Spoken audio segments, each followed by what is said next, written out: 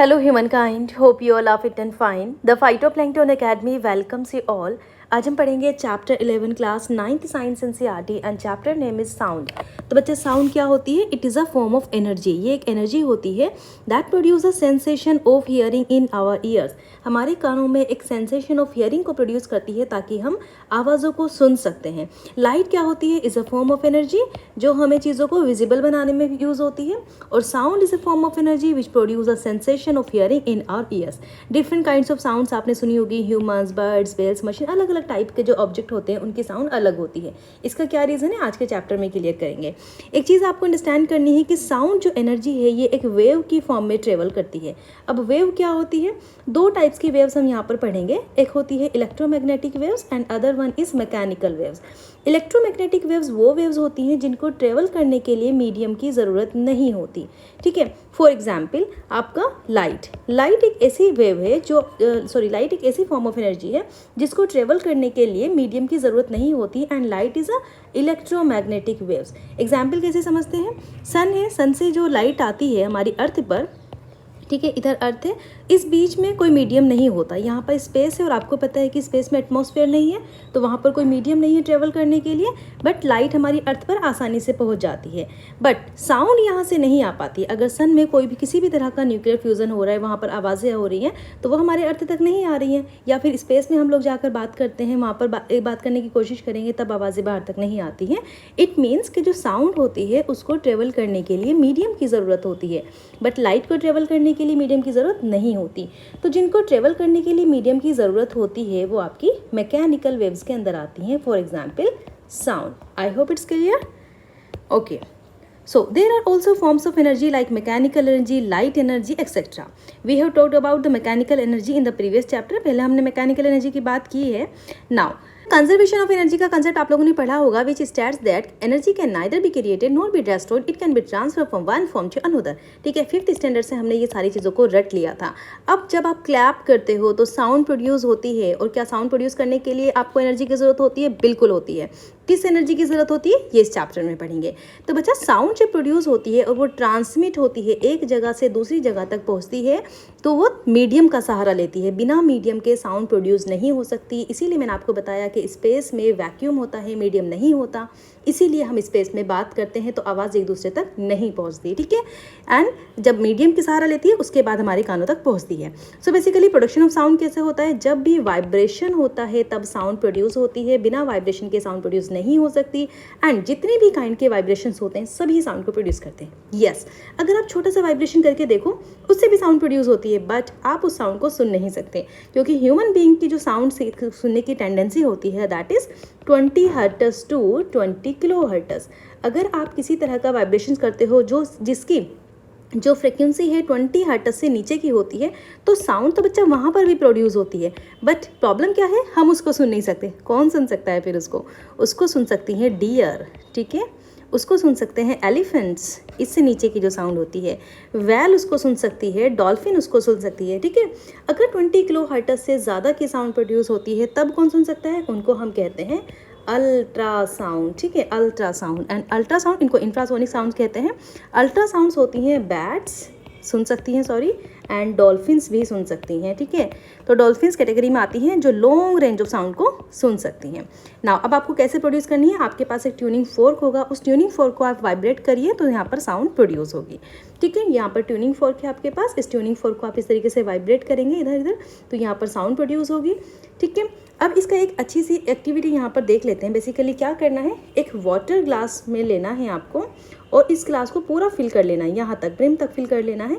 उसके बाद एक ट्यून यहाँ पर जो एक पार्ट है इसका आपके ट्यूनिंग फोर्क का, इसको आप पानी में रखोगे और उसके बाद दूसरे पार्ट को आप पानी में रखोगे। उसकी वाइब्रेशन करने के बाद तब यहाँ पर आपको ऑब्जर्वेशन देखनी है कि साउंड जब यहाँ पर हम इसको वाइब्रेट करते हैं तो साउंड प्रोड्यूस होती है, और जब साउंड प्रोड्यूस होती है तो बेसिकली साउंड क्या है? एक एनर्जी है, और एनर्जी किस तरीके से ट्रैवल करती है? वाटर के अंदर। आपको एहसास हो जाएगा वाटर को देखने के बाद। ठीक है, अगर आप सिंगल टाइप पार्ट रखोगे यहाँ पर तब तो साउंड प्रोड्यूस नहीं हो रही, बट आप जब वाइब्रेट करने के बाद दोनों पार्ट रखोगे तो आपको एनर्जी यहाँ पर शो हो जाएगी वाटर के अंदर। ठीक है, नाउ अब आप क्या करना है बेटा?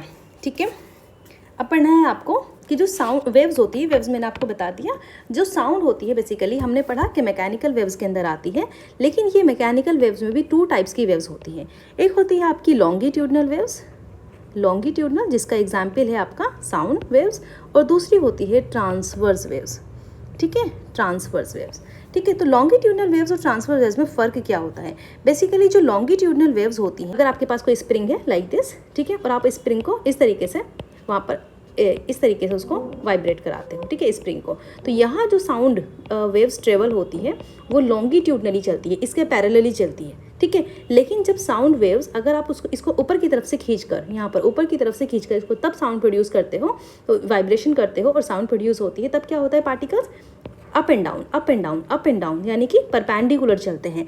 सो बेसिकली जब वेव्स आपकी परपेंडिकुलर फॉर्म में होती है तब उसको हम ट्रांसवर्स वेव्स कहते हैं, और जब वेव्स जो एनर्जी होती है वो वेव्स के साथ आपके पैरेलली चलती है, उसी डायरेक्शन में चलती है आगे पीछे, तब उसको हम लॉन्गिट्यूडनल वेव्स कहते हैं। ठीक है, एक चीज़ यहाँ पर इंपॉर्टेंट है, क्योंकि ट्रांसवर्स हमें पढ़नी नहीं है, हमें लॉन्गिट्यूडनल वेव्स पढ़ती है, जो साउंड होती है वो लॉन्गिट्यूडनल वेव्स फॉर्म करती है। तो ट्रांसफर वेव्स में क्या होता है, यहाँ पर क्रेस्ट एंड ट्रफ बनते हैं। ठीक है, क्रेस्ट एंड ट्रफ, जबकि लॉन्गिट्यूडनल वेव्स में आपको क्या मिलेंगे, compression and rarefaction, compression and rarefaction, ये अभी हम पढ़ने वाले हैं। ठीक है, सो आगे चलते हैं। ये क्या लिखा हुआ है यहाँ पर कि वेव क्या होती है, एक डिस्टर्बेंस होता है। सबसे पहले ये देख लेते हैं, vibration means a kind of rapid to and fro motion of an object. Then wave is a disturbance that moves through a medium when the particles of the medium set neighboring particles into the motion। इसको हम waves कहते हैं। अगर आपको definition याद करनी है, air most common medium होता है थ्रू विच साउंड ट्रेवल्स। ठीक है, प्रोपोगेशन ऑफ साउंड किसकी मदद से होता है, जब ऑब्जेक्ट्स वाइब्रेट करते हैं, मीडियम चाहिए होता है। अलग अलग मीडियम में जो स्पीड होती है साउंड की वो अलग अलग होती है, सॉलिड में अलग होती है, लिक्विड में अलग होती है, एंड गैसेस में अलग होती है। बेसिकली साउंड जब मूव करती है through a medium from the point of generation to the listener, यहाँ से जहाँ से साउंड प्रोड्यूस होती है और लिसनर तक जब जाती है तो किसकी फॉर्म में जाती है, एक एनर्जी की फॉर्म में जाती है। और वो एनर्जी कौन सी है, इस तरीके की एनर्जी है। वाइब्रेशंस जो होते हैं लॉन्गिट्यूडनल वेव्स में चलते हैं। ठीक है, नाउ अब अच्छा यहाँ पर जो ये ट्यूनिंग फोर्क है इसमें बताया गया किस तरीके से लॉन्गिट्यूडनल वेव्स प्रोड्यूस होती हैं। तो ये ट्यूनिंग फोर्क आप ध्यान से इस तरीके से देखिए। ठीक है, अब जब ये ट्यूनिंग फोर्क इस साइड में, इसको हम इस तरीके से कर रहे हैं यहाँ पर, तो क्या होगा, जो यहाँ पर एयर थी, एयर मीडियम है, उसमें क्या होगा, जो एयर होगी वो कंडेंस हो जाएगी। कंडेंस मीन्स डेंसिटी हाई हो जाएगी यहाँ पर, क्योंकि पार्टिकल्स दब जाएंगे ना एयर के, तो डेंसिटी हाई हो जाएगी। तो यहाँ पर क्या हुआ, कंप्रेशन। उसके बाद क्या किया आपने, उसको रिलैक्स कर दिया, इधर की तरफ लेकर आ गए, दोनों के दोनों फोर्क आपके इस तरीके से आ गए। जब दोनों फोर्क इस तरीके से आ जाएंगे तो इधर वाला जो पार्ट है एयर का वो आपका एक्सपैंड हो जाएगा, उसको अच्छी जगह मिल जाएगी, डेंसिटी कम हो जाएगी, और ऐसे में क्या होगा, रेयरफैक्शन। उसके बाद फिर से आपने ऐसे कर दिया, क्योंकि जब आप ट्यूनिंग करते हो तो बार बार ऐसे करना होता है। फिर इस जगह के पार्टिकल्स में कंप्रेशन हो जाता है, तो यहाँ पर कंप्रेशन प्रोड्यूस हो जाएगा। फिर आप पार्टिकल्स को इस तरीके से कर देते हो। ठीक है, तो यहाँ पर जो एयर के पार्टिकल्स हैं उनमें डेंसिटी कम हो जाती है, तब फिर से यहाँ पर आपका रेयरफैक्शन हो जाता है। तो कंप्रेशन, रेयरफैक्शन, कंप्रेशन, रेयरफैक्शन, इस तरीके से जो साउंड की वेव्स प्रोड्यूस होती है that is longitudinal waves. I hope it's clear to you ना। अब हमने क्या पढ़ा बच्चा, यहाँ पर साउंड की वेव्स को, वेव्स को 2 टाइप्स में पढ़ा, transfer waves and longitudinal waves. Sound waves आपकी लॉन्गिट्यूडनल वेव्स होती हैं। जो ट्रांसफर वेव्स होती हैं, ट्रांसफर वेव्स में do not oscillate along the direction of the wave of propagation. Direction मैंने आपको बताया कि वेव यहाँ पर प्रोपगेट कर रही तो इसके डायरेक्शन में नहीं होती, बल्कि up and down, up and down, perpendicular moment होता है वेव्स का, उसका एनर्जी का। ठीक है, लेकिन लॉन्गिट्यूडनल वेव्स में क्या होता है, along the direction of the waves. Okay, now light is a transverse wave. Light क्या है, एक ट्रांसवर्स वेव है, but for light the oscillations are not the medium of particle. अब इंपॉर्टेंट क्या है कि लाइट जो है ट्रांसफर वेव्स तो है, बट बच्चा लाइट तो इलेक्ट्रोमैग्नेटिक वेव्स के अंदर आती है, वहाँ तो मीडियम की ज़रूरत नहीं होती। और हमने पढ़ा कि मैकेनिकल वेव्स के 2 पार्ट होते हैं, transfer waves and longitudinal waves. तो यहाँ पर हम कैसे कह सकते हैं कि ट्रांसफर वेव्स हैं, बेसिकली इलेक्ट्रोमैग्नेटिक वेव्स में भी अदर पार्ट्स होते हैं जो ट्रांसफर वेव्स हो सकती हैं। तो लाइट वो फॉर्म ऑफ एनर्जी है जो इलेक्ट्रोमैग्नेटिक होती है, मीडियम की ज़रूरत नहीं होती, और उसके साथ साथ वो ट्रांसफर वेव्स होती है। उसके जो पार्टिकल्स फ्लो करते हैं, परपेंडिकुलर पार्टिकल्स क्या होते हैं, जो एनर्जी होती है परपेंडिकुलर फ्लो करती है अलोंग द वेव। अब इसके फीचर्स पढ़ लेते हैं। देखिए, इस डायग्राम के ज़रिए आप समझ सकते हो कि ये जो स्प्रिंग है यहाँ पर, जो मैंने आपको एग्जाम्पल दिया था, इस स्प्रिंग को आप किस तरीके से, इस तरीके से प्रोड्यूस कर रहे हो, यहाँ पर साउंड वेव प्रोड्यूस कर रहे हो वाइब्रेशन के साथ। तो जहाँ पर आपके स्प्रिंग्स बहुत ज़्यादा कंडेंस्ड है, ठीक है, वहाँ पर कंप्रेशन। अब जब यहाँ पर स्पेस हो जाता है कुछ तो यो रेयरेक्शन, डेंसिटी कम हो जाती है, फिर से कंप्रेशन, फिर स्पेस कम हो गया, रेयरेक्शन, रेयरफैक्शन। तो ये क्या होता है, इस तरीके से आपको पढ़ना है कि रेयरफैक्शन और कंप्रेशन, ठीक है। ये होती है आपकी लॉन्गिट्यूडनल वेव्स। बहुत इंपॉर्टेंट क्वेश्चन है बच्चा, ट्रांसफर वेव्स में पूछा जाता है, ये आपसे पूछा जाता है कि आपका क्रेस्ट एंड ट्रफ कहाँ पर प्रोड्यूस होता है, ट्रांसफर वेव्स में। लॉन्गिट्यूडनल वेव्स में क्या प्रोड्यूस होता है, compression and rarefaction. Okay, now characteristics of A sound wave, क्या कैरेक्टर्स होते हैं आपको पढ़ने हैं यहाँ पर, फ्रिक्वेंसी, एम्पलीट्यूड एंड स्पीड। मैं यहीं पर आपको डायग्राम बनाकर दिखा देती हूँ, ठीक है। ये आपके सामने एक वेव है, ठीक है, ये वेव है आपकी, और इसको हमने इस तरीके से ड्रॉ कर दिया है, ठीक है। अब आप यहाँ पर देखिए कि जो फ्रीक्वेंसी होती है, सबसे पहले क्या समझेंगे, सबसे पहले बेटा वेवलेंथ लिखते हैं। यहाँ पर वेवलेंथ नहीं लिखा हुआ है, हम सबसे पहले वेवलेंथ लिखते हैं। वेव लेंथ, वेव की कितनी लेंथ है, इसकी यूनिट क्या होती है, मीटर में होती है, क्योंकि एक तरीके से हम लेंथ ही तो चेक करें, लेंथ तो मीटर में होता है, तो वेव लेंथ भी आपकी मीटर में होगी। अब यहाँ पर क्या होगा, ये आपका क्रस्ट है, ठीक है, और ये आपका ट्रफ है, TROUGH, ये ट्रफ है एंड ये क्रस्ट है आपका। अब इस क्रस्ट से दूसरे क्रस्ट तक जो दोनों एडजेसेंट क्रस्ट हैं, इन दोनों के बीच की जो डिस्टेंस होती है, इसको हम वेवलेंथ कहते हैं, जिसको लेमडा से रिप्रेजेंट करते हैं, ठीक है। मीटर ये यूनिट है बेटा, एम से रिप्रेजेंट नहीं करते, लेमडा से रिप्रेजेंट करते हैं वेवलेंथ को। एक ट्रफ से दूसरे ट्रफ तक जो एडजेसेंट ट्रफ है, इनके बीच की जो डिस्टेंस होती है, इसको भी हम वेवलेंथ कहते हैं, दैट इज लेमडा, ठीक है। अब ये बेसिकली वेव क्या है, वेव, एक वेव क्रस्ट से दूसरे क्रस्ट तक। अगर हम इस वेव की लेंथ को, पूरी लेंथ को देखें, यहाँ से यहाँ तक एक वेव हो रही है ना, इस जगह से इस जगह तक एक वेव हो रही है, तो इस पॉइंट से इस पॉइंट तक जो डिस्टेंस होगी, that is also lambda. I hope it's clear. इस पॉइंट से यहाँ तक दूसरी वेव जब स्टार्ट होती है, इसको भी एक लेमडा कहते हैं, यानी कि वेवलेंथ। और इस पॉइंट से अगर क्रेस्ट से क्रेस्ट तक देखें तब भी वेवलेंथ होगी, ट्रफ से ट्रफ तक देखें तब भी वेव, क्योंकि बेसिकली एक ही तो वेव की बात हो रही है, या तो आप ऊपर की तरफ वेव ले लो, या फिर नीचे की तरफ वेव ले लो, या फिर इस साइड से ले लो ये तो एक ही वेव ना। तो बेसिकली इसको हम लेमडा कहते हैं। ये डिस्टेंस आपको ज़रूर ध्यान रखनी है। उसके बाद आता है आपके पास एम्पलीट्यूड। सो एम्पलीट्यूड क्या होता है, एम्पलीट्यूड बेसिकली जैसे कि कोई particle to and fro motion करता है, लाइक दिस, कोई पार्टिकल है आपका, वो टू एंड फ्रो मोशन करता है, तो यहाँ से टू एंड फ्रो मोशन हो, जैसे कि आपका पेंडुलम करता है। अब ये तो हो गई मीन पोजीशन, ठीक है। इस मीन पोजीशन से एक्सट्रीम पोजीशन हो जाती है यहाँ पर, जहाँ तक वो पहुँच सकता है, उसकी हद है पहुँचने की।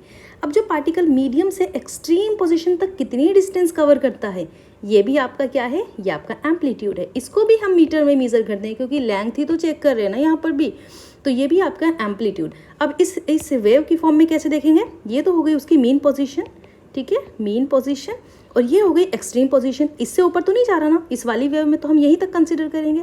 तो यहाँ पर तक क्या हुआ, एम्पलीट्यूड की कौन सी पोजीशन है, एक्सट्रीम पोजीशन। तो मीन से एक्सट्रीम जितना चला, ये होता है एम्पलीट्यूड। तो यहाँ पर जो वेव का एम्पलीट्यूड है, दिस, वेव का एम्पलीट्यूड दिस, वेव का एम्पलीट्यूड दिस, वेव का एम्पलीट्यूड दिस। अगर ये वेव आपकी कुछ इस तरीके से हो जाए, तब एम्पलीट्यूड बढ़ जाता है। तो जो लाउड साउंड होती हैं, उनमें एम्पलीट्यूड बड़ा होता है, क्योंकि ये वाला इस डायग्राम आपको लाउड साउंड में मिलेगा, अभी आगे हम देखेंगे। और सॉफ्ट साउंड में डायग्राम कुछ इस तरीके से होता है, ठीक है।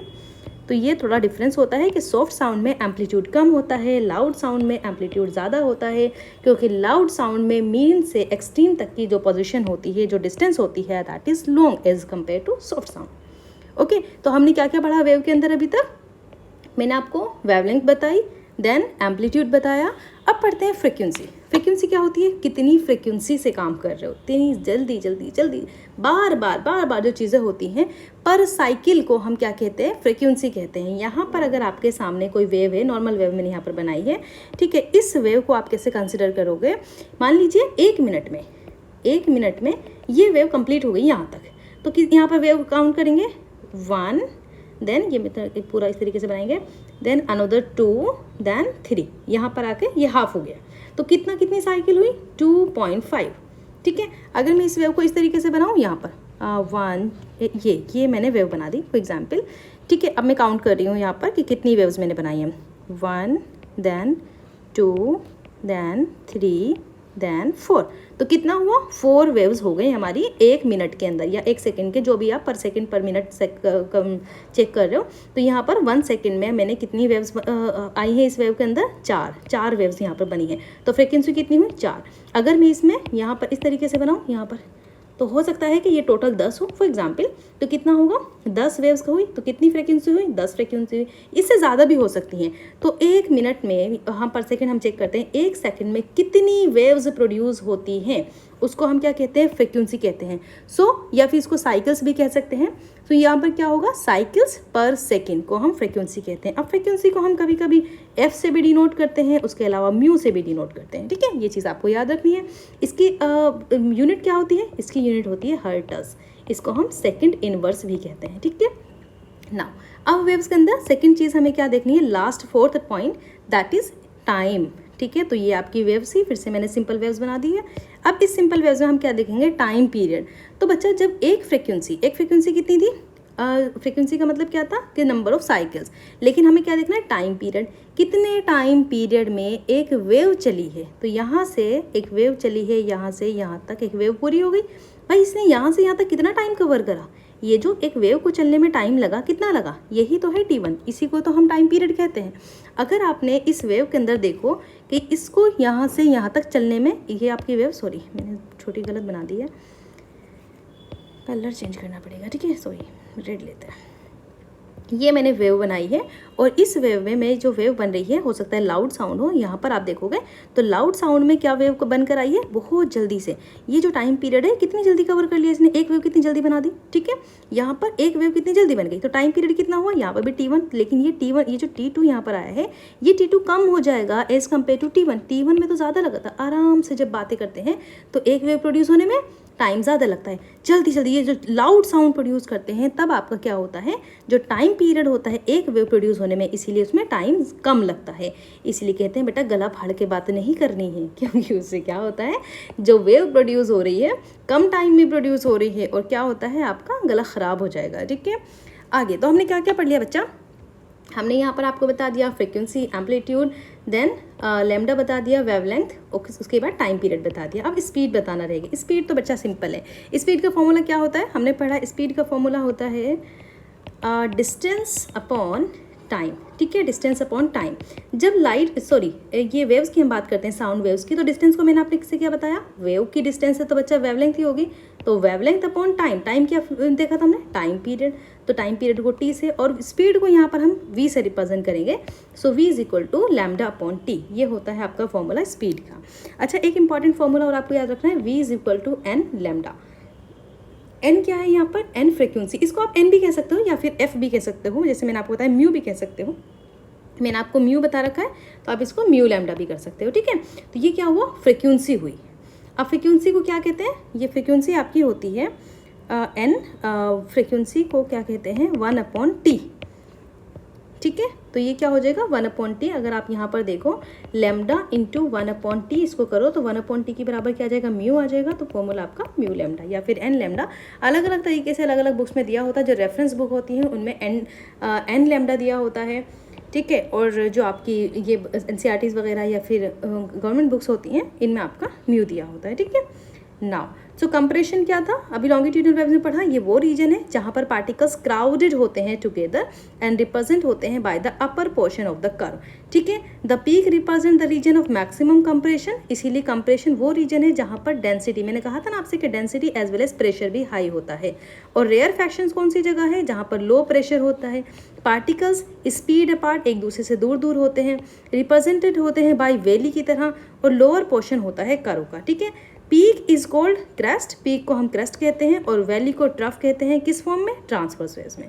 दोनों के बीच की जो डिस्टेंस होती है कंप्रेशन और जो टू कॉन्सिक्यूटिव रेयर फ्रैक्शन, इसको हम क्या कहते हैं, यहाँ पर वेवलेंथ कहते हैं। ठीक है, और वेवलेंथ को यूजुअली हम लैम्डा से रिप्रेजेंट करते हैं। इसकी SI यूनिट मीटर होती है। ये जो हर्ट्ज HR हर्ट्ज हैं, इन्होंने हमें बताया था क्या बताया था? हेनरिक रुडोल्फ हर्टज इनका नाम है, जो 22 फरवरी 1857 जब अपनी म्यूटिनी हुई थी इंडिया में, तब ये इनका जन्म हुआ था हैम्बर्ग जर्मनी में। एंड ये इन्होंने स्टडी करी है, इनके बारे में अच्छे से पढ़ लेना। He was discovered the photo electric effect which was later explain by the Albert Einstein. इसी के नाम को हमने रेस्पेक्ट देते हुए यहाँ पर हर्टज टर्म्स यूज़ की है, यूनिट यूज़ की है, किसकी? फ्रिक्वेंसी की, ठीक है, इन हिज ऑनर। नाउ अब ये आपको दिखाया गया है कि जब साउंड वेव्स प्रोड्यूस होती है, इस तरीके से होता है ना, जो माइक हम देखते हैं जनरली, तो यहाँ पर होता है। अब जैसे ही यहाँ पर बहुत सारी साउंड आपने प्रोड्यूस यहाँ पर की, तो क्या होता है? कंप्रेशन, डेंसिटी ज़्यादा होती है, ये होता है आपका कंप्रेशन। उसके बाद पार्टिकल्स एक दूसरे से फार चले जाते हैं, ये होता है rarefaction. Again compression, again rarefaction, compression, rarefaction, like this बनती है लॉन्गिट्यूडनल वेव्स। सो यहाँ पर ये बनती है आपकी लॉन्गिट्यूडनल वेव। इन दोनों के बीच को मैंने आपको लैम्डा बताया, ठीक है। टाइम पीरियड एक वेव्स को पूरा करने में जो टाइम लगता है, ठीक है, ये आपकी एवरेज डेंसिटी ऑफ प्रेशर होगी, that is trough and trust. I hope it's clear. अब ये जो वेव है आपकी लो पिच्ड साउंड वेव है, ठीक है। वेव की शेप आप देख सकते हो, हाई पिच्ड साउंड वेव्स की शेप को आप यहाँ पर देख सकते हो। तो बच्चा हाई पिच साउंड वेव्स किस में होती है? कोई एग्जाम्पल आप मुझे बताएगा मुझे? हाई पिच वीमेन में कैसी पिच होती है? ठीक है, अच्छा ये एग्जाम्पल, ये जो क्वेश्चन है इसका आंसर आप मुझे कमेंट में करके बताना कि वीमेन के अंदर जो पिच होती है और जो मेल की, क्योंकि मैं यहाँ पर बताऊंगी आपको याद तो हो जाएगा, लेकिन अगर आप मुझे खुद से सर्च करके बताएंगे तब ज़्यादा इंपॉर्टेंट होगा। जो लो पिच होती है उसमें इस तरीके से फ्रिक्वेंसी कम होती है, और जो हाई पिच होती है उनमें फ्रिक्वेंसी ज़्यादा होती है। इनका जो वोकल कॉर्ड होता है बहुत ज़्यादा फ्रिक्वेंटली वाइब्रेट करता है, ठीक है, और इनकी जो आवाज़ होती है बड़ी प्यारी सी होती है। तो हाई पिच वाले लोग कौन होते हैं, वीमेन या मैन? किसकी आवाज़ अच्छी होती है? You will tell me. V is equal to 1/T। Now ये लाउडर साउंड के लिए एम्पलीट्यूड ज़्यादा होता है, सॉफ्ट साउंड के लिए दिस। अब ये क्वेश्चन है, ये आपको सोल्व करना है। इसमें क्या बताया गया? A sound waves has a frequency 2 hertz और वेवलेंथ कितनी है? 35 centimetre. How long it will take to travel 1.5 kilometre. तो फ्रिक्वेंसी यहाँ पर आपको गिवन है, लैम्डा गिवन है। उसके बाद आप क्या करोगे? इन दोनों की स्पीड निकालोगे, V is equal to n lambda, ठीक है। ये हमने फॉर्मूला आपको बताया था वेवलेंथ तो फ्रिक्वेंसी का। अब आपको क्या फाइंड करना है? Time travel. टाइम ट्रेवल में क्या होगा? D/V, ठीक है। डिस्टेंस जो उसने डिस्टेंस कवर की है 1.5, इतनी डिस्टेंस कवर करने के लिए उसको कितना टाइम चलना पड़ेगा? तो D/V हो जाएगा। जैसे डिस्टेंस का फॉर्मूला कितना होता है, वेलोसिटी का फॉर्मूला क्या होता है? वेलोसिटी या फिर speed is equal to distance upon time. तो यहाँ से हम निकाल लेंगे T is equal to D/V, ठीक है। डिस्टेंस कितनी ट्रेवल करनी है? इतनी करनी है। वेवलेंथ वेलोसिटी कितनी है? This one. यहाँ पर आप बता दोगे कि sound will take 2.1 second to travel the distance of 1.5 metre. इस तरीके से सारे क्वेश्चंस को आपको प्रैक्टिस करना है, ठीक है। कहीं पर कोई कन्फ्यूजन होती है, कोई क्वेरी होती है, so you can ask me, no issue. Now ये सारे फॉर्मूले मैं ऑलरेडी आपको बता चुकी हूँ, ठीक है। नाउ लाउडनेस, इंटेंसिटी, ये इंटरचेंजेबली हम इनको यूज़ करते हैं, बट एक्चुअल में ऐसा नहीं होता, क्योंकि लाउडनेस को हम कैसे मेजर करते हैं? Response of ear to sound. जो रिस्पॉन्स हमारा ईयर लेता है साउंड को, रिस्पॉन्स करता है कि कितनी आवाज़ है, उसको हम क्या कहते हैं? उसको लाउडनेस कहते हैं। Two sounds are of equal intensity we may hear as louder than other simply because of our hear detects it better. क्योंकि बच्चा अगर दो साउंड, यहाँ पर एलिफेंट भी एक तरह की साउंड निकाल रहा है, टाइगर भी एक तरह की साउंड प्रोड्यूस कर रहा है, लेकिन जो एलिफेंट की साउंड है, टाइगर की साउंड है, इंटेंसिटी सेम है बट एम्पलीट्यूड अलग है, ठीक है। तो वहाँ पर लाउडनेस एम्पलीट्यूड पर डिपेंड करता है। लाउडनेस हमेशा एसोसिएटेड होता है एम्पलीट्यूड से, ठीक है। इसका एक फॉर्मूला आगे क्लास में हम पढ़ते हैं 11th स्टैंडर्ड में। तो एम्पलीट्यूड अलग है, उसकी वजह से हमें वही सेम इंटेंसिटी की साउंड हमें लग सकती है कि शायद टाइगर तेज़ दहाड़ रहा है और जो एलिफेंट है वो थोड़ा कम, उससे उसकी लाउडनेस कम है, लेकिन इंटेंसिटी सेम है, ठीक है। तो ये चीज़ है कि हमारा ईयर किस तरीके से डिटेक्ट करता है, तो ये एम्पलीट्यूड पर डिपेंड होता है loudness. Now speed of sound in the different medium, ये मैं आपको बता चुकी हूँ कि सॉलिड में जो स्पीड होती है साउंड की बहुत ज़्यादा होती है, लिक्विड में उससे कम होती है, और उसके बाद आपका गैसेस में सबसे कम होती है। अच्छा, लिक्विड में कम होती है as compare to sound. Example ले लेते हैं ह्यूमिडिटी। जब ह्यूमिडिटी की कंडीशन होती है, वाटर जो हमारी एयर है उसमें मॉइस्चर होती है, वाटर पार्टिकल्स होते हैं, तो ऐसे टाइम पर साउंड ज़्यादा तेज़ ट्रेवल करती है, क्योंकि लिक्विड के पार्टिकल्स होते हैं वहाँ पर, ठीक है। लिक्विड के पार्टिकल्स होते हैं और इससे क्या होता है? कंप्रेशन रेयरफिक्शन, ये प्रोड्यूस होता है, लॉन्गिट्यूडनल वेव्स होती है, ठीक है। तो आसानी से पहुँच जाती है लिक्विड्स के केस में।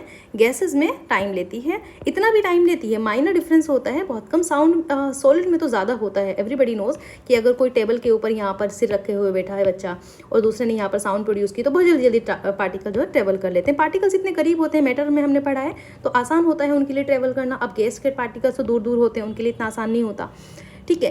तो ये आपने पढ़ लिया। स्पीड ऑफ साउंड अलग अलग मीडियम में अलग होती है। कुछ देखिए दिखा रखा है यहाँ पर कि सॉलिड में इन सारे अलग जो मेटल्स हैं, एल्यूमिनियम में कितनी होगी, निकल में, स्टील में, आयरन में, ब्रास में, और जो ग्लास फ्लिंट है उसमें कितनी होगी, ठीक है।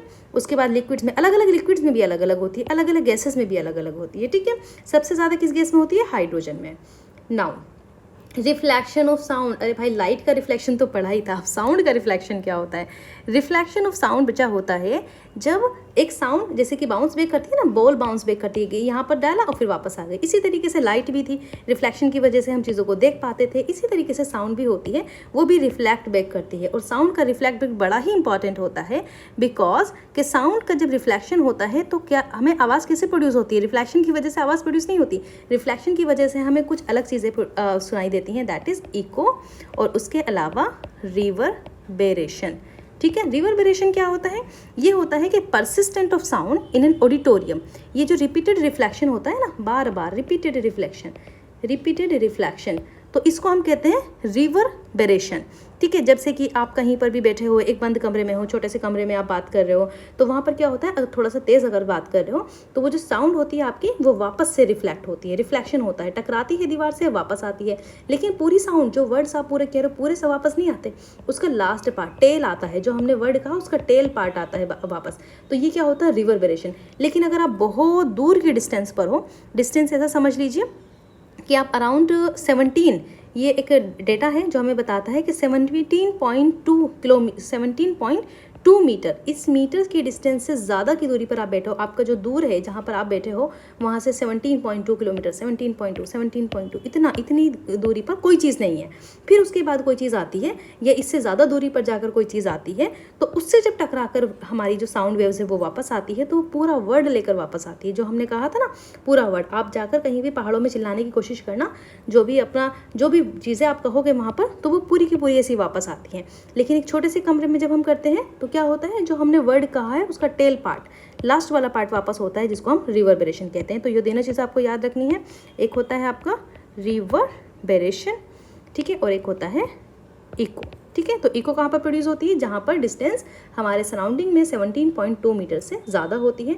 ये रिफ्लेक्शन यहाँ पर दिखाया हुआ है इस तरीके से कि यहाँ पर आपने साउंड प्रोड्यूस की, लाइक दिस, ठीक है, और ये वापस होती है नॉर्मल उसी तरीके से जैसे हमने ड्रॉ किया था लाइट वाले केस में, ठीक है। इको क्या है, इफ़ यू शाउट और clap near a suitable reflecting object such as tall building और a mountain, we will hear the same sound again a little later, this sound we hear is an eco.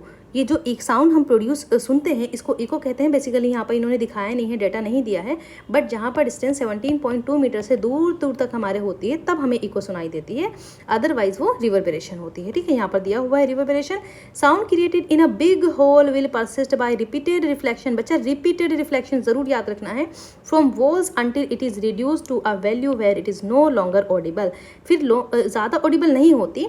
The repeated reflection that results in the persistent of sound is called रिवर्बेरेशन।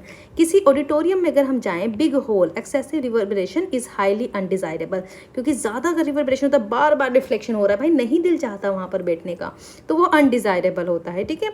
इसको reduce करने के लिए हम क्या करते हैं, जो roof होती है ना, वॉल्स होती हैं ऑडिटोरियम की, वो आपने देखा होगा जनरली कर्व्ड होती हैं, ठीक है, इस तरीके से होती हैं कर्व्ड। क्यों होती है, साउंड वेव्स यहाँ से गई, रिफ्लेक्ट होकर इधर गई, साउंड वेव्स यहाँ से गई, रिफ्लेक्ट होकर इधर गई। ऐसा नहीं है अगर आपने इनको इस तरीके से प्लेन कर दिया, गई इधर इधर इधर इधर इधर ऐसे आ रही है, यहाँ नॉर्मल, यहाँ वहीं इकट्ठी हो जाएगी, उससे क्या होगा, कंप्रेस हो जाएगा। तो हम कंप्रेशन से बचने के लिए क्या करते हैं, जो वॉल्स होती हैं, जो रूफ होती हैं हमारे ऑडिटोरियम की, उनको किस तरीके से कर्व्ड बनाते हैं, ठीक है, और कंप्रेस्ड फायर बोर्ड्स लगाते हैं, उनकी जो मटेरियल्स होते हैं रफ प्लास्टिक या फिर ड्रेपरीज लगाते हैं, ठीक है। जो सीट मटेरियल्स होते हैं वो भी हम इस तरीके से सिलेक्ट करते हैं, that is on the basis of absorbing particle. आपने देखा होगा कि यहाँ पर जो एब्जॉर्बिंग पार्टिकल्स लगे होते हैं, जो डीजे वगैरह होते हैं वहाँ पर भी एब्जॉर्बिंग पार्टिकल्स, कुछ कारपेट टाइप की चीज़ें लगी होती हैं, ताकि वो जो रिवर्बेरेशन एक्स्ट्रा अनडिजायरेबल है उसको चेंज किया जा सके, रिड्यूस किया जा सके, ठीक है। ये सब हमने पढ़ा। इस क्वेश्चन को सोल्व करना है, वेरी इजी क्वेश्चन, ठीक है।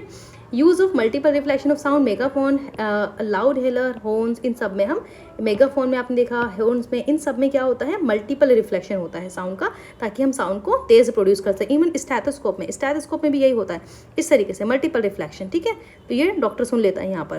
तो स्टेथोस्कोप एक मेडिकल इंस्ट्रूमेंट है लिसनिंग के लिए साउंड को जो प्रोड्यूस होती है हमारी बॉडी के अंदर, तो ये मेनली हार्ट्स के अंदर या फिर लंग्स के अंदर प्रोड्यूस होती है जो साउंड, तो उसको किस वजह से वो सुन पाता है, ताकि चीज़ों को हमें आवाज़ तेज सुननी है, इतनी छोटी सी आवाज़ हमारे दिल से आ रही है, किसी को पता चल रहा है, तो वो बड़ी करने के लिए हम मल्टीपल रिफ्लेक्शन करते हैं। और ये मल्टीपल रिफ्लेक्शन ट्यूब के अंदर होता है, जो ये स्टेथोस्कोप की ट्यूब होती है इसके अंदर होता है multiple reflection like this.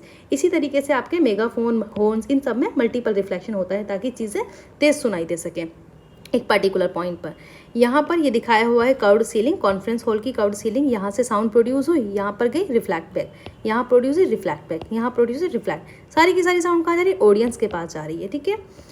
Range of hearing की रेंज मैंने आपको बता दी 20 हर्ट्ज से 20 किलो हर्ट्ज के बीच में होती है। नाउ जो 20 किलो हर्ट्ज से आगे जाती है उसको हम क्या कहते हैं, अल्ट्रासाउंड कहते हैं, और जो उससे नीचे की साउंड होती है उसको इन्फ्रासोनिक साउंड कहते हैं, इन्फ्रासोनिक या फिर इन्फ्रासाउंड।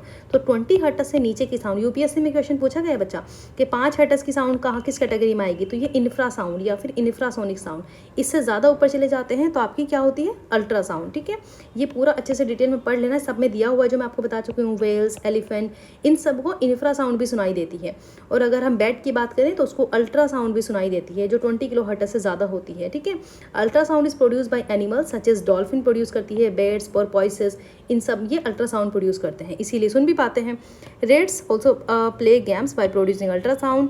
नाउ हियरिंग एड्स, इन सब में आप देख सकते हो एप्लीकेशंस ऑफ अल्ट्रासाउंड, ये सारी applications very easy. Now let's see some short notes for your exam regarding sound and wave. सबसे पहले ऑसिलेशन क्या होता है, the motion of pendulum bob from one extreme position to other extreme position. इसको आप ऐसे भी कह सकते हैं कि यहाँ पर अगर आप सेंटर में आपका बॉब है पेंडुलम का, तो वो कहाँ पर जाता है, एक्सट्रीम पोजीशन पर, उसके बाद अनदर एक्सट्रीम पोजीशन पर, देन उसके बाद मीन पर वापस आता है। तो इस कंप्लीट को हम क्या कहते हैं, वन ऑसिलेशन कहते हैं, ठीक है, वन कंप्लीट ऑसिलेशन। इस कंप्लीट वन ऑसिलेशन में जो टाइम लगता है उसको हम टाइम पीरियड कहते हैं, जिसको टी से डिनोट करते हैं। और इसका फॉर्मूला होता है T is equal to 2π√L/G। L means ये जो लेंथ है यहाँ पर पेंडुलम की, तो T डायरेक्टली प्रोपोर्शनल होता है L के। ये बात आपको ध्यान रखनी है, क्वेश्चन पूछा जाता है कि जितना लंबा ये इसका पेंडुलम होगा, यहाँ पर लेंथ होगी, उतना ही ज़्यादा टाइम पीरियड लगेगा, क्योंकि T डायरेक्टली प्रोपोर्शनल है। लेकिन G अगर कम होगी तो T क्या होगा, ज़्यादा होगा, और G अगर ज़्यादा होगी तो T क्या होगा, T कम हो जाएगा। तो अब बच्चों ये बताओ कि G कहाँ पर कम होती है, मून पर कम होती है, ठीक है। एज कम्पेयर टू अर्थ अगर हम देखें तो मून पर कम होती है, कितनी होती है, अर्थ का 1/6 होती है, ये हमने पढ़ा था ग्रेविटेशन वाले चैप्टर में। तो यहाँ पर अगर हम मून पर जाके देखें तो सेम पेंडुलम का टाइम पीरियड ज़्यादा होगा और अर्थ पर वो कम होगा, क्योंकि अर्थ पर जो ग्रेविटी होती है वो मून से ज़्यादा होती है। नाउ रीस्टोरिंग फोर्स क्या है, the force which is always directed towards the mean position, equilibrium position during the oscillatory motion of a body called restoring force. Second pendulum का टाइम पीरियड 2 सेकंड होता है। Periodic motion जो बार बार repeat होता है उसको हम पीरियडिक मोशन कहते हैं, इक्वल टाइम इंटरवल में। Simple harmonic motion move to and fro motion through its means. Restoring force also acts on the body executing SHM, simple harmonic motion. Wave क्या है, a kind of disturbance जो propagate करती है किसी medium के जरिए due to the repeated oscillatory motion of the particles of the medium. हमने पढ़ा था ट्रांसवर्स वेव्स में क्या होता है, ट्रांसवर्स वेव्स में इस तरीके से आपके क्या होते हैं, ट्रॉप एंड क्रेस्ट फॉर्म होते हैं, और पार्टिकल्स का मूवमेंट किस तरीके से होता है, इस तरीके से वेव का मूवमेंट होता है, पार्टिकल्स वहीं पर रहते हैं, ठीक है। अगर आप लॉन्गिट्यूडनल वेव्स देखें तो लॉन्गिट्यूडनल वेव्स में किस तरीके से मूवमेंट होता है पार्टिकल का, like this, to and fro motion. Particle का मोशन इस तरीके से मोशन होता है, to and fro motion, but particles वहीं पर रहते हैं, आपकी वेव मूव करती है। पल्स क्या होती है, ए disturbance which is sudden and last for a short duration of time, उसको हम पल्स कहते हैं। मैकेनिकल वेव्स होती है डिस्टर्बेंस विच टेक्स प्लेस, अभी मैंने आपको बताया था कि mechanical waves and electromagnetic waves. Electromagnetic waves में हमें मीडियम की ज़रूरत नहीं होती, जैसे कि आपका लाइट वेव्स, और जो मैकेनिकल वेव्स है उसमें मीडियम की ज़रूरत होती है, जैसे कि साउंड वेव। अगर मीडियम नहीं होगा तो साउंड वेव्स ट्रेवल नहीं करेंगी, गॉट इट। अब यहाँ पर भी आपकी ट्रांसवर्स एंड लॉन्गिट्यूडनल वेव्स आती है। तो transverse waves and longitudinal waves में आपको डिफरेंस बताया है, ट्रांसवर्स में परपेंडिकुलर होता है और लॉन्गिट्यूडनल में इस तरीके से पैरेलल होता है, और ये आपकी साउंड वेव्स क्या होती हैं, लॉन्गिट्यूडनल वेव्स होती हैं। I hope now it's clear, okay.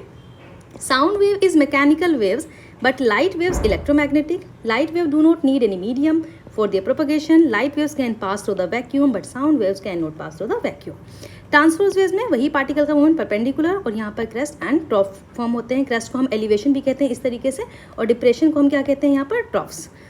Waves form on the surface of water, light waves, ये आपकी ट्रांसफर वेव्स के एग्जाम्पल है। इसके कैरेक्टर्स हैं, ये जो फॉर्म होती हैं solid and surface of the liquid, solid में फॉर्म होती हैं या फिर लिक्विड की सरफेस पर फॉर्म होती हैं, ट्रांसवर्स वेव्स। लॉन्गिट्यूडनल वेव्स, इनमें टू एंड फ्रो मोशन होता है, इस तरीके से पार्टिकल का ये मोशन होता है, यहाँ पर मीन पोजीशन से एक्सट्रीम पोजीशन पर जाता है, और ये लॉन्गिट्यूडनल वेव्स कहलाती है। यहाँ पर कंप्रेशन फॉर्म होते हैं जहाँ पर हाई प्रेशर होता है, और रेयर फ्रैक्शन जहाँ पर लो प्रेशर होता है। जैसे मैंने आपको बताया था ट्यूनिंग फोर्क में, जब ट्यूनिंग फोर्क को आप इस तरीके से करेंगे यहाँ पर, ठीक है, तो क्या होगा, इस जगह की जो एयर है वो कंडेंस हो जाएगी, तो क्या होगा, कंप्रेशन फॉर्म होगा।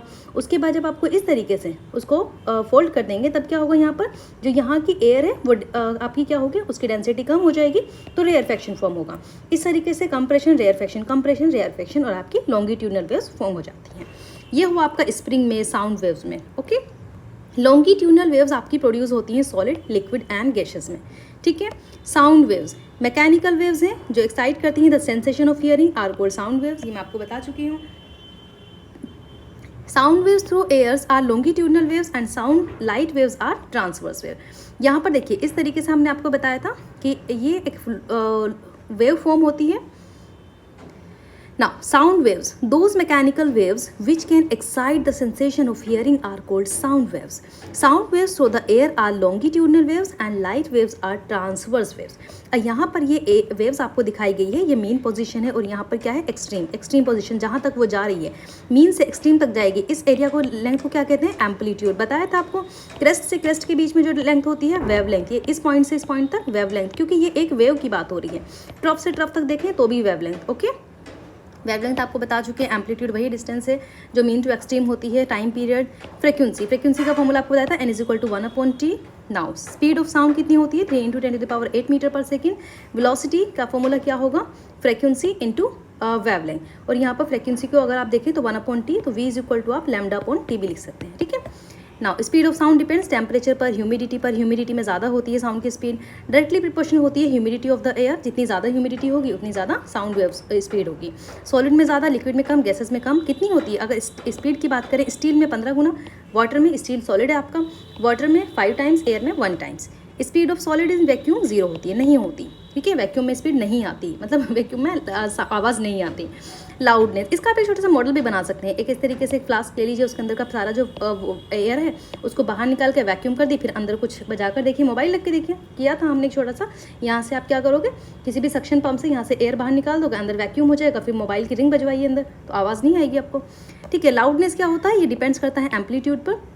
Greater amplitude has the greater loudness. आपको वेव बनाकर दिखाई थी कि जितना ज़्यादा एम्पलीट्यूड होगा उतनी ज़्यादा लाउडनेस, यहाँ तक एम्पलीट्यूड का होगा ना, मीन से एक्सट्रीम तक, तो ये लंबा एटीट्यूड होगी, यहाँ पर एम्पलीट्यूड हुआ तो इतनी ज़्यादा लाउडनेस। तो जो लाउडनेस वाली वेव्स होती हैं वो इस तरीके से फॉर्म होती हैं, ठीक है। और अगर साउंड की सॉफ्ट वेव्स बनाएंगे तो ये इस तरीके से। नाउ पिच क्या होती है, the pitch of sound depends on the frequency of the vibrations.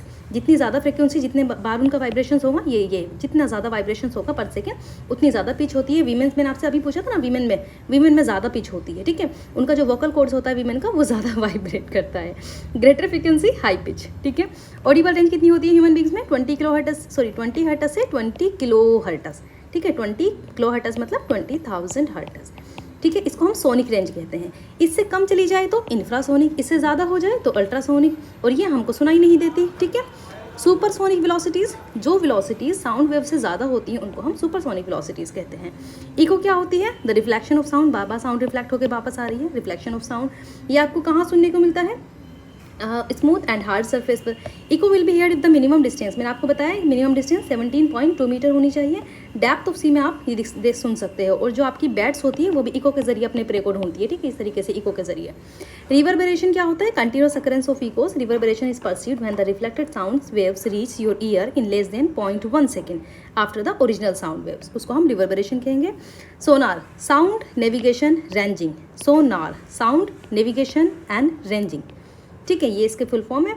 क्या कहाँ पर यूज़ होता है, अंडर वाटर ऑब्जेक्ट्स को डिटेक्ट करने के लिए। पानी के अंदर अगर शिप है या फिर सबमरीन है, कहाँ पर है, कोई सा ऐसा ख़राब चीज़ तो नहीं है जो हमें नुकसान देने वाली, बेसिकली फॉरेन कंट्री का, अदर कंट्रीज़ का, जो दुश्मन कंट्रीज़ हैं वहाँ से, तो उनको डिटेक्ट करने के लिए हम सोनार का यूज़ करते हैं, ठीक है। ये हमें साउंड के ज़रिए बता देती है।